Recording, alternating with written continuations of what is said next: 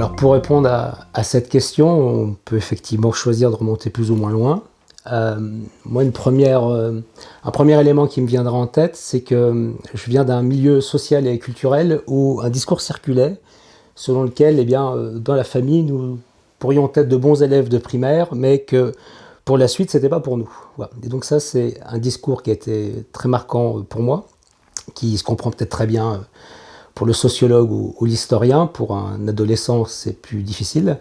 Mais c'est un premier point important pour comprendre que moi, j'arrive dans l'enseignement supérieur avec assez peu d'attentes familiales et assez peu d'attentes personnelles. Ouais, je suis déjà bien content d'arriver dans l'université, et c'est un point important pour la suite parce que ça veut dire qu'il n'y a pas de stratégie, il n'y a pas de projet, ce qui est un peu anachronique par rapport à aujourd'hui, mais que donc je vais choisir les choses librement sur ce qui m'intéresse, quoi. Et donc mon entrée dans l'enseignement supérieur se fait un peu comme un enfant dans un magasin de jouets, et donc je vais voir à droite à gauche les enseignements qui m'intéressent, donc ça va la philosophie du langage, la sémiologie, enfin toutes sortes de choses.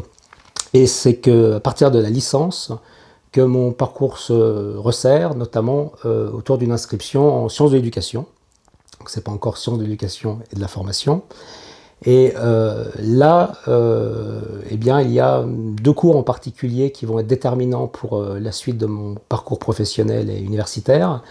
Un cours sur la socio-histoire de l'école, un cours magistral typique, on est 150 dans l'amphithéâtre et la personne parle tout le temps, et un TD sur l'éducation nouvelle et les méthodes actives.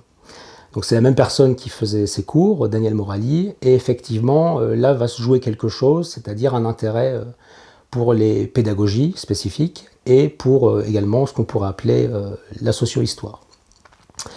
En parallèle à cette inscription, il se trouve que je suis des cours en histoire, on dirait aujourd'hui un double cursus, et que c'est vraiment cet assemblage qui va être déterminant par la suite.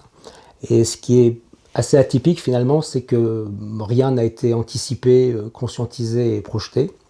Alors rétrospectivement, effectivement, on pourrait repenser à la socialisation familiale, puisque mon père n'était pas bachelier, mais était ce qu'on pourrait appeler un historien du dimanche, donc un de ces érudits qui raconte des choses sur à peu près tout, sur des points microscopiques, et que finalement c'est quelqu'un qui jouait beaucoup au précepteur, un peu comme dans l'Émile de Rousseau, et sans doute que ça a dû jouer un rôle dans cette évidence pour moi de continuer à la fois sur ces objets et sur ces démarches, on pourrait dire, d'enquête socio-historique.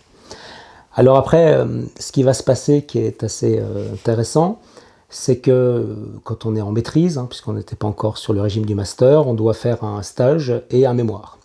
Et pour ma part, donc, je me retrouve à aller sur le terrain du lycée autogéré de Paris pour mener une recherche qu'on pourrait qualifier d'ethnographie ou de bricolage ethnographique.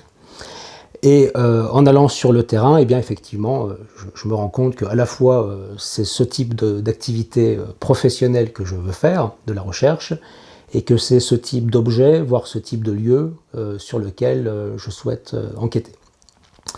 Ce qui est là aussi un point important, c'est quand je rentre de ce séjour dans un milieu qui n'était pas le mien, je me rends compte que mon bagage historico-philosophique est pas assez important pour bien comprendre la spécificité de l'expérience, et c'est ce qui explique que ma thèse ne porte pas sur le lycée autogéré, ne soit pas une étude ethnographique, mais une étude historique sur la question de l'autorité chez les enseignants militants de la revue des cahiers pédagogiques de 57 à 89.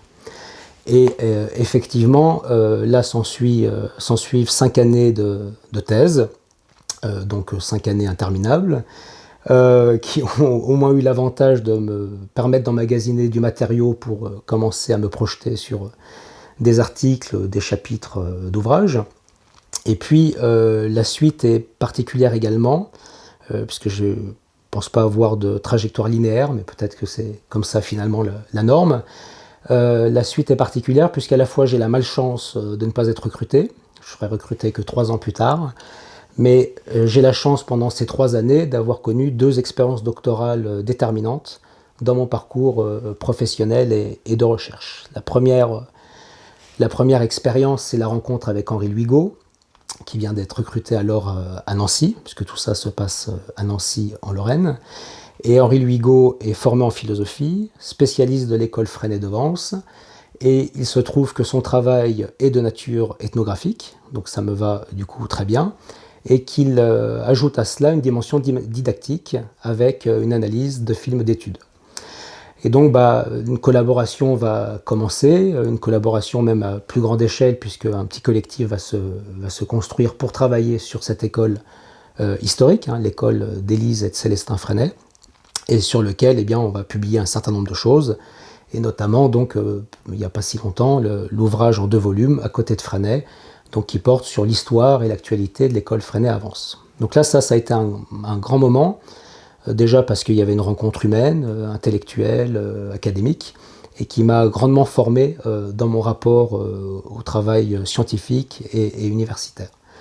Le deuxième épisode postdoctoral, c'est le fait d'avoir été recruté à l'Université de Genève pour un postdoc dans une équipe d'histoire de l'éducation, l'équipe ERISE, où j'ai pu travailler donc, avec Rita Hofstetter, Joël Droux, Béatrice Engeli-Génie, Alexandre Fontaine et Bernard Schnevely et bien d'autres, Frédéric Moll. Et là, ce qui était intéressant, c'est que c'était une équipe de recherche entièrement consacrée à l'histoire de l'éducation. Et dans laquelle j'ai retrouvé des personnes qui étaient spécialisées en histoire de la pédagogie, histoire de l'éducation nouvelle, mais aussi une équipe qui s'attelait à un grand projet de recherche sur les institutions internationales qui ont un mandat sur les questions éducatives. Et donc là, ça a été un défi épistémologique, historiographique, qui effectivement a beaucoup marqué cette période et qui continue de me marquer puisque je travaille encore sur certains de ces objets. Et donc c'est à l'issue de ces 2 expériences postdoctorales que je suis recruté donc à Nancy sur un poste de maître de conférence en sciences d'éducation, dans une équipe que je connaissais déjà puisque j'y avais été formé, une équipe qui s'appelle Normes et Valeurs, une équipe qui est très marquée par la question de la philosophie. Et là aussi, c'est une autre étape importante, puisque c'est une équipe qui fonctionnait en séminaire collectif, avec des publications collectives, ce qui contribuait à donner vraiment un style de pensée assez homogène entre nous. Donc là aussi, j'ai continué à me former. Et puis ça a marqué mes objets de recherche, puisque mon travail sur les pédagogues, les mouvements pédagogiques, les expériences pédagogiques, pouvait s'enrichir d'une double réflexion. Voilà, comment les normes et les valeurs évoluent dans le champ éducatif, est-ce que c'est par en bas, par en haut, par le pouvoir, par l'État, par les institutions internationales, par les mouvements militants, par les expériences alternatives, etc. Et puis comment trouver un statut théorique à ces expériences alternatives où à la fois se joue de la normativité, mais évidemment elles peuvent être considérées comme autrement acceptables que les expériences d'enseignement et d'éducation ordinaires. Donc ça a été également une autre étape, jusqu'à l'habilitation à diriger des recherches et mon recrutement à Rennes 2 sur un poste toujours en sciences de l'éducation et de la formation, où j'ai pu non pas changer mes objets de recherche, mais davantage insister sur certaines dimensions qui étaient déjà présentes, la question des inégalités, de l'égalité, de l'émancipation, et les questions de transition qui sont très fortes dans l'établissement de Rennes 2 et au laboratoire où je suis actuellement, au CREAD. Ce qui fait que, pour un peu faire une synthèse de toutes ces étapes qui en fait ne sont pas du tout linéaires, qui sont une suite d'expériences et de socialisation, je dirais que j'ai un parcours finalement qui se retrouve être intégralement effectué en sciences d'éducation, mais dans des sciences d'éducation un peu vintage, entre guillemets, dans le sens où les socialisations disciplinaires pouvaient se rencontrer et dialoguer.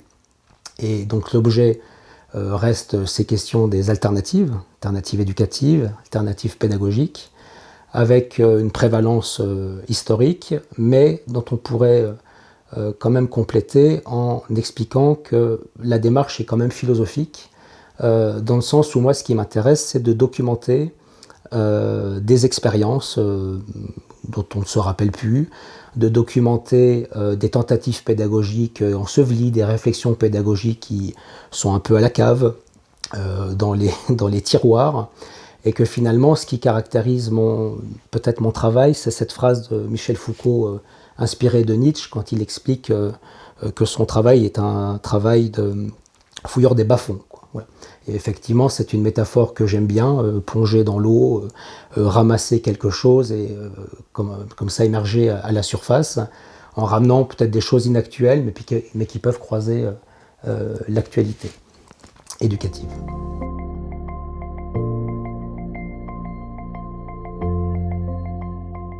Alors c'est une question intéressante que je prends comme une autre formulation qui consisterait à présenter mon atelier de travail et ma bibliothèque virtuelle. Je répondrai en plusieurs volets. Je prendrai une option un peu chronologique. Je dirais que la première couche de lecture et de référence, elle correspond à mes premières années d'étudiant, puisqu'effectivement, quand on est étudiant, on ne bénéficie pas forcément d'une bibliothèque de travail.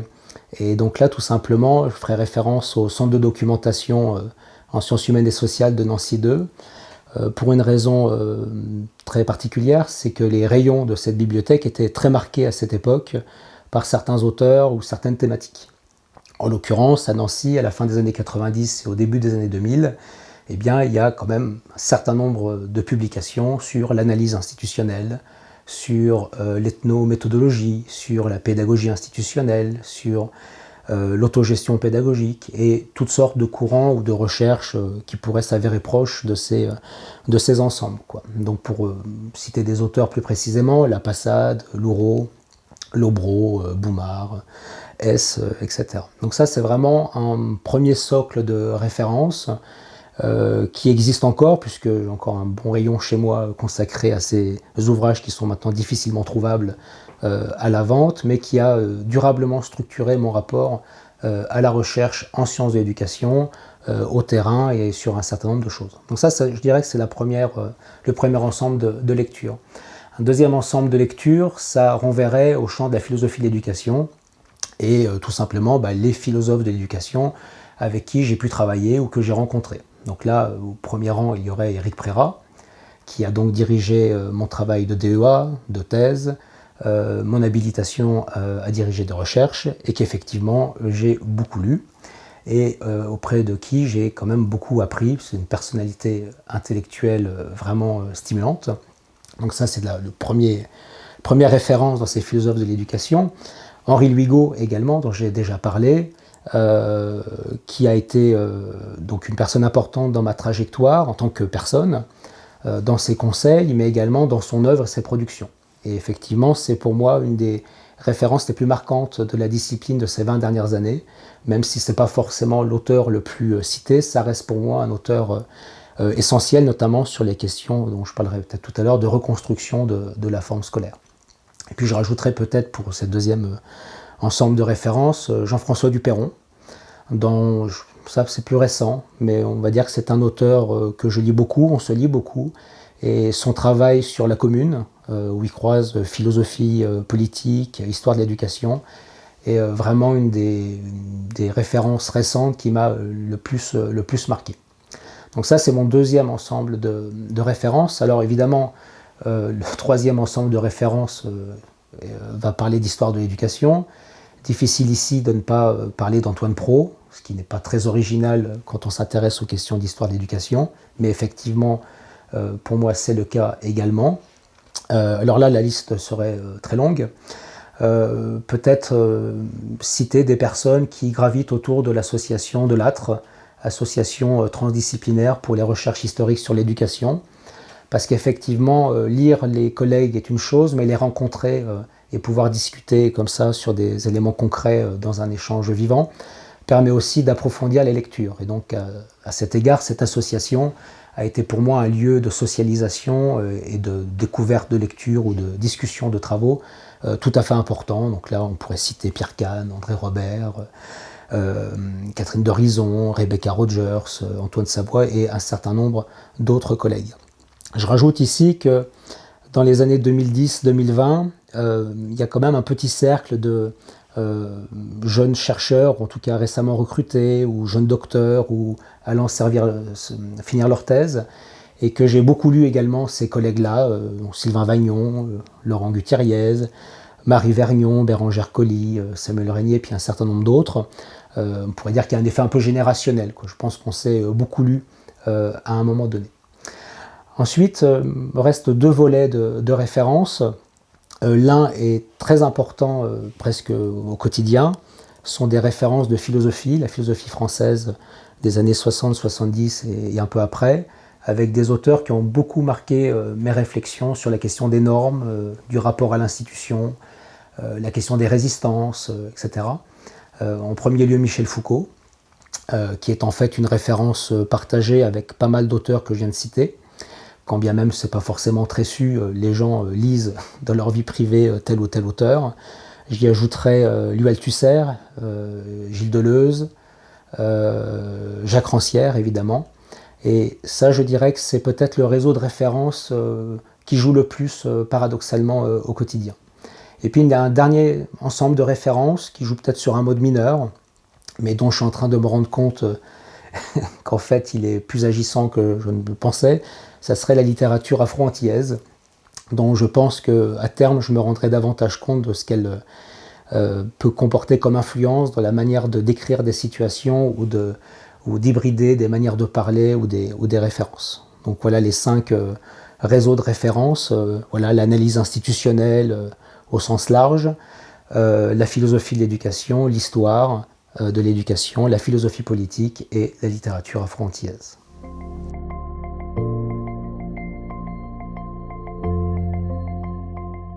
Alors je vais commencer par préciser l'objet de ce livre, donc, qui traite de l'althussérisme éducatif, ce qui appelle donc une nouvelle clarification de qu'est-ce qu'on entend par althussérisme éducatif.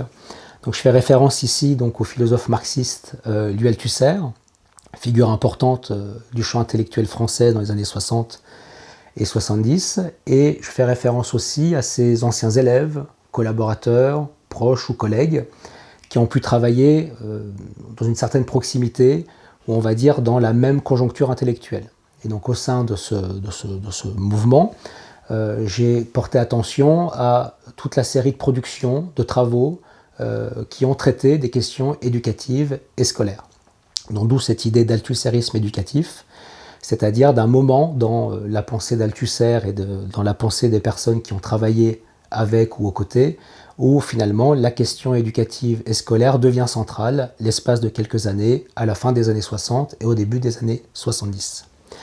Alors, ce qui était ici intéressant, c'est qu'effectivement j'englobe dans cette appellation althussérisme éducatif à la fois le texte assez connu, voire très célèbre, sur les appareils idéologiques d'État, donc un texte d'Althusser, mais également un travail collectif, le groupe École, mené par certains de ses anciens élèves, qui vont avoir une carrière universitaire et académique tout à fait prestigieuse par la suite.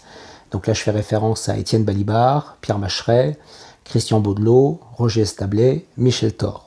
Et donc de ce travail, en quelques mois à la fin des années 60, va être produit un manuscrit, donc le manuscrit École, qui est resté inédit jusqu'à il y a quelques mois, puisqu'il vient d'être édité aux presses universitaires de France en septembre 2025, avec le travail d'édition d'un collègue japonais, Yoki Sato, et qui permet donc d'accéder maintenant à ce manuscrit. Et donc à l'époque, le manuscrit ne sort pas, mais il va nourrir un certain nombre de publications autonomes, dont certaines sont relativement connues, notamment L'école capitaliste en France de Baudot et Establet, et également, et entre autres, Le quotient intellectuel de Michel Thor. Et donc ici, ce qui m'a intéressé, et pourquoi j'ai voulu travailler et sortir ce livre, c'est qu'en fait j'avais repéré dans mon travail sur l'histoire des revues, des mouvements pédagogiques, que cette référence à Althusser, à l'école capitaliste en France, eh bien, était très courante dans les années 70. On la trouve très explicitement discutée dans les revues pédagogiques, ce qui est un indicateur intéressant puisque la référence circule en dehors de son champ originel de production. Et donc ça m'avait à l'époque beaucoup interpellé de voir avec quelle intensité ces références circulent, sont discutées, débattues, hein, pas forcément pour dire qu'on est d'accord avec, mais en tout cas elles sont au cœur des débats. Et ça m'avait beaucoup intéressé, et ça c'était il y a une vingtaine d'années. Et par la suite, j'ai fait un constat un peu identique lorsque je me suis intéressé aux livrets de formation de certains départements, enfin on disait des sections à l'époque, de sociologie, de sciences d'éducation et de psychologie au début des années 60. Effectivement, quand on regarde les références bibliographiques des résumés de cours, eh bien on retrouve un certain nombre de ces références, que ce soit les sciences d'éducation, la sociologie ou la psychologie. Et d'ailleurs, ça fait largement relativiser lorsqu'on entend parler de wokisme actuellement, puisque quand on voit ce qui est dans les références bibliographiques des années 70, on ne se dit pas que le fait émergent c'est le wokisme, on a plutôt l'impression qu'on est encore dans les années d'hiver, comme diraient Guattari et autres commentateurs au sujet de la restauration intellectuelle depuis les années 80. Ça, c'est une autre histoire.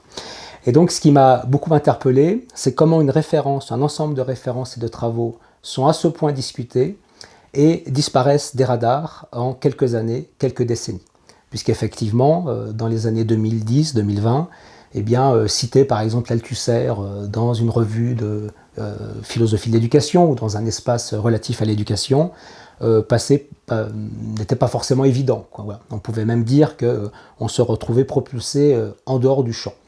Et donc cette évolution m'a beaucoup intrigué, et donc j'ai voulu remettre un peu sur la table cet épisode intellectuel en le restituant dans son contexte intellectuel, politique, social et également éducatif. Voilà. Et effectivement, c'est ce que j'essaye de retranscrire dans le livre.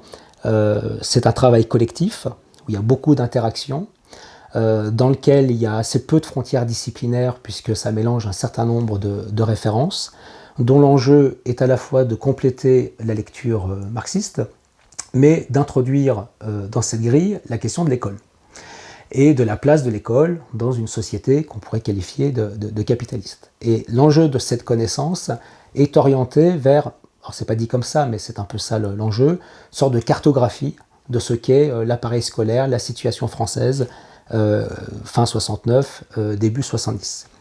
Et donc ce travail est intéressant. Alors évidemment, on retrouve ce fameux thème de la contribution de l'appareil scolaire à la reproduction d'une forme de société, mais il y a des choses beaucoup plus nuancées que ce qu'on en a dit par la suite au sujet de ces réflexions sur le fait que l'école est donc un enjeu de lutte et est aussi le lieu d'un certain nombre de luttes à l'intérieur sur justement la direction à suivre de l'appareil scolaire par rapport à cette société.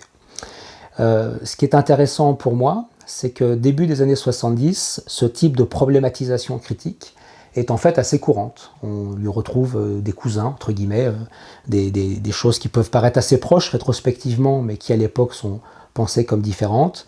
Le travail du CERFI sur les équipements collectifs avec Anne Quérien, le travail en analyse institutionnelle, tout le travail d'influence freudo-marxiste de Gérard Mendel, également toute la discussion sur les travaux d'Illich, Schooling Society, avec les pédagogues chrétiens de la revue Orientation, et puis voilà, un certain nombre de réseaux comme ça qui se lancent dans une sorte de compréhension globale de ce qu'est la situation éducative et scolaire, mais avec quand même pour ambition que ça permette de visualiser en fait les enjeux, où il faut agir, comment on peut analyser ce qui se passe ici ou là. Et donc c'est précisément ça que j'ai voulu restituer, reconstruire, non pas pour que les gens souscrivent à l'althussérisme ou aux thèses althussériennes ou des gens qui ont travaillé avec Althusser, mais pour remettre sur la table ces problématisations critiques qui, pour beaucoup, reprennent finalement des thèmes c'est nous qui reprenons finalement ces thèmes, avec quand même un certain ensevelissement de ce rapport à quand même des productions théoriques et intellectuelles qui sont extrêmement exigeantes. Donc je suis resté sur ma fonction de documenter des réflexions parfois un peu oubliées, alors pas par les acteurs, mais par les contemporains. Et l'idée, c'est de rendre compte et de rendre disponible pour les gens.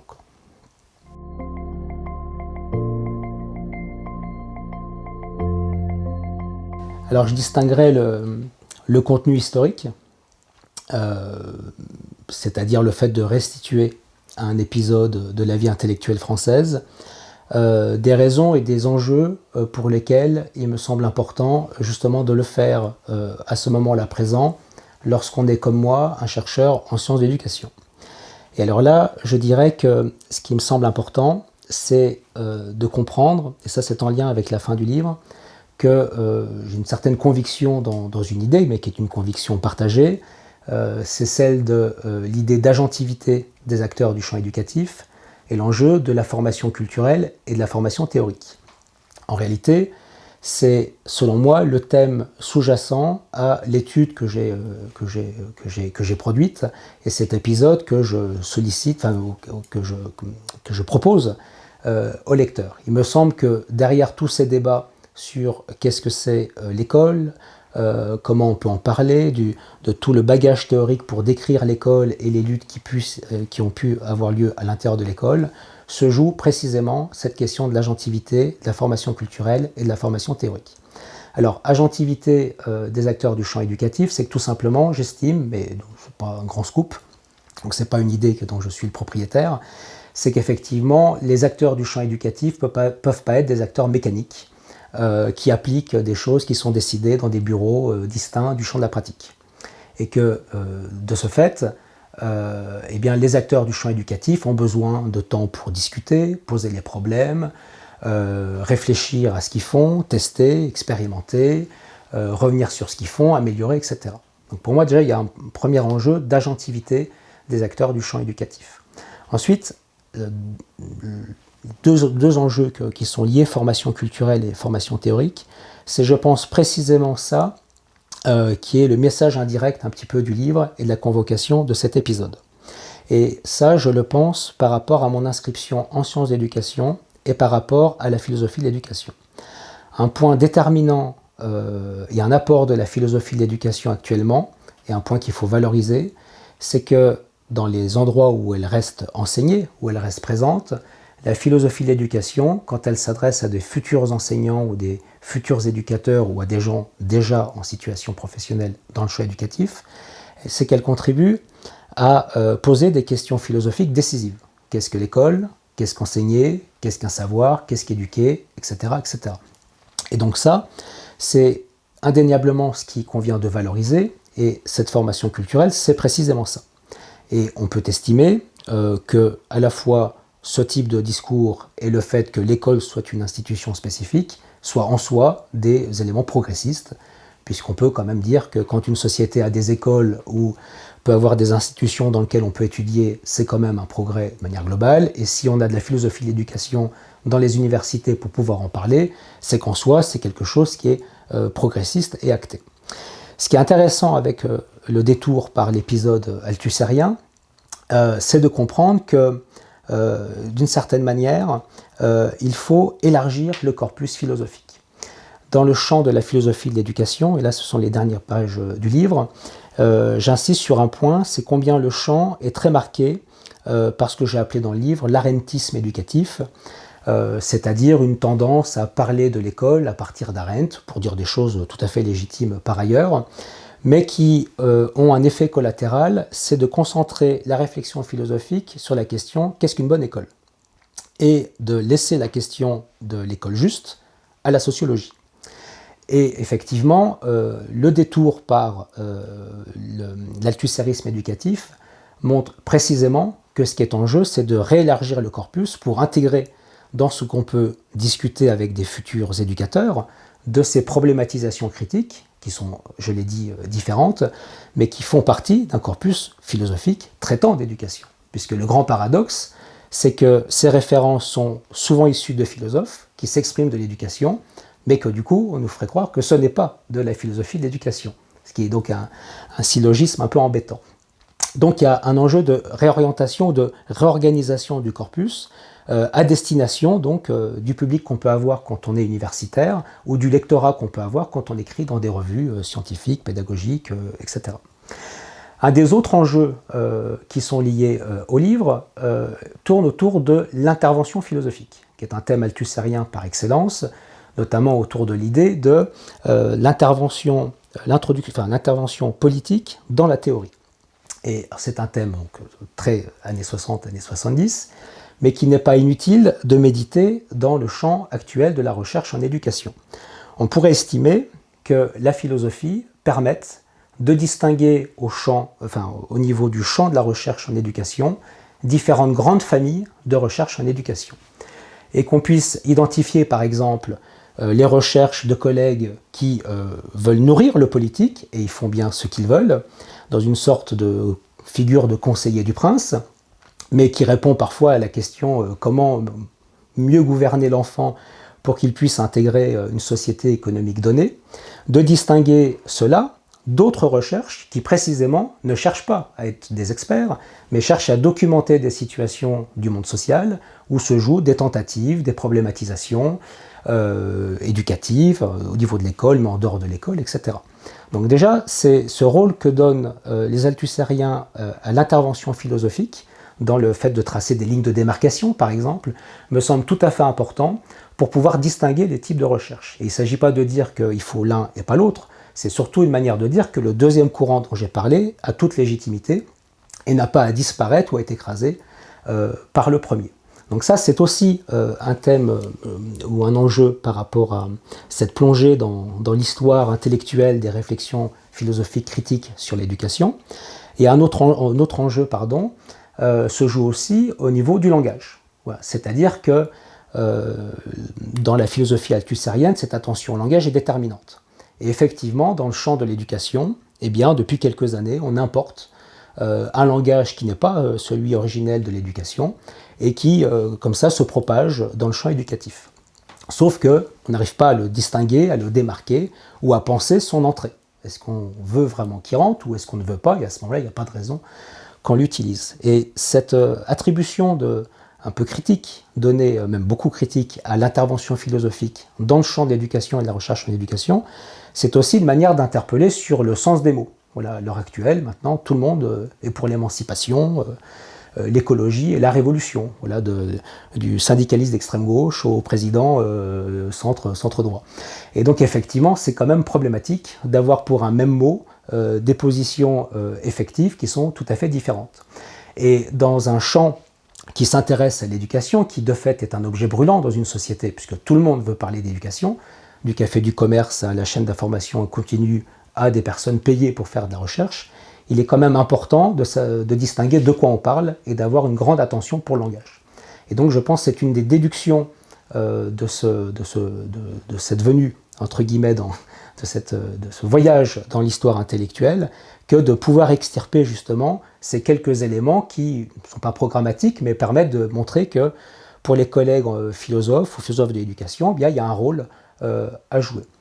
Je dirais que tout ça a quand même un enjeu fort, c'est d'outiller les éducateurs pour qu'ils saisissent mieux les situations dans lesquelles ils s'inscrivent et qu'ils puissent, entre guillemets, pouvoir percevoir la forêt derrière l'arbre qui est devant eux. Et ça, je pense que c'est un point important et c'est aussi un des grands challenges qu'ont tenté précisément Althusser et puis donc ce groupe école, c'est-à-dire penser l'école et ce qui joue autour de l'école, dans l'école et par l'école. Et ça, c'est une grande question parce que pour les éducateurs, il est important de ne pas distinguer la forme scolaire et de la détacher de la formation sociale dans laquelle elle s'inscrit. C'est en fait rejouer la troisième thèse de Feuerbach. Pour faire émerger l'homme nouveau, est-ce qu'il faut changer les circonstances ou est-ce qu'il faut changer l'éducation? Et pour le dire de manière plus claire, dans le champ de la pédagogie, cette réflexion est très simple et elle est très explicite. Début des années 70, dans les réseaux pédagogiques français, on se demande, faut-il changer l'éducation pour changer la société ou faut-il changer la société pour changer l'éducation? Et donc dans un élan de lucidité collective, il y a un consensus se fait, notamment en France, puisque c'est devenu l'épigramme de la revue Les Cahiers pédagogiques depuis, on a gardé les deux comme étant deux processus vraiment imbriqués. Changer l'éducation pour changer la société pour changer l'éducation. Et le grand mérite, me semble-t-il, de cette problématisation critique de l'althussérisme éducatif, c'est de rappeler ce fait-là. Et si on change une table, la configuration d'une table dans une classe, ça ne signifie pas nécessairement qu'on change la forme scolaire dans son ensemble, ni qu'on va produire par effet mécanique un changement de société. Et donc avoir en tête ces éléments, pour moi, est un enjeu tout à fait fondamental quand on s'intéresse aux questions éducatives.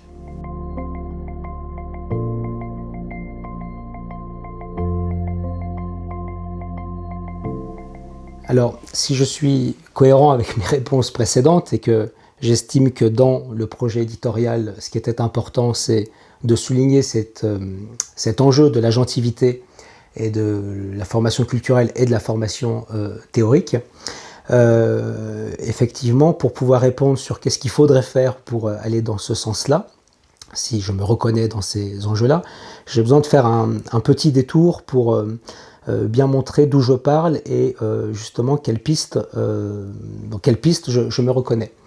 Dans ce détour, la première chose, c'est de dire que je considère mon travail dans le prolongement ou en parallèle au projet de reconstruction de la forme scolaire tel qu'il a été théorisé par Henri Louigaud et tel qu'il est aussi travaillé par certains collègues comme Gérard Sansévi autour de dispositifs coopératifs, d'ingénierie coopérative entre enseignants et chercheurs.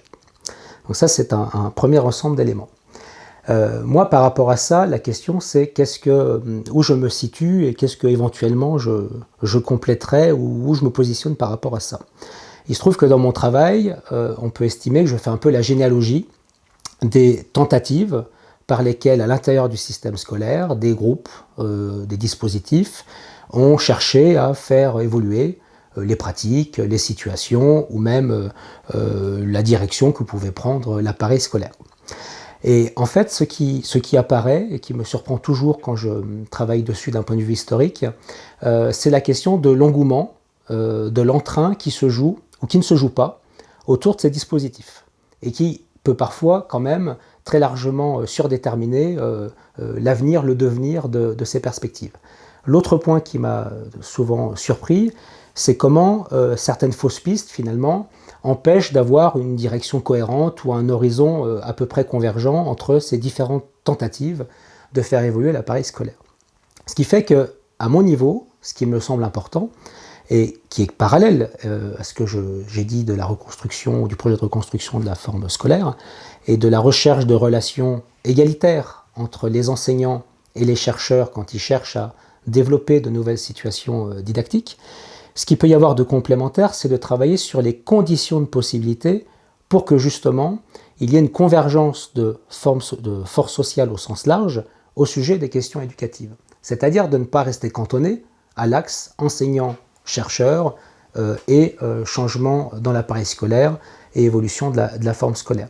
Et c'est pour cette raison que je m'intéresse beaucoup depuis quelque temps à la notion d'histoire publique de la pédagogie, au sens où on peut estimer que ça traduit le fait que des savoirs historiques de la pédagogie circulent dans l'espace public, et donc en dehors des lieux où éventuellement on fait de l'histoire de la pédagogie, mais ça peut aussi vouloir dire comment l'espace public peut être touché par les savoirs historiques sur la pédagogie.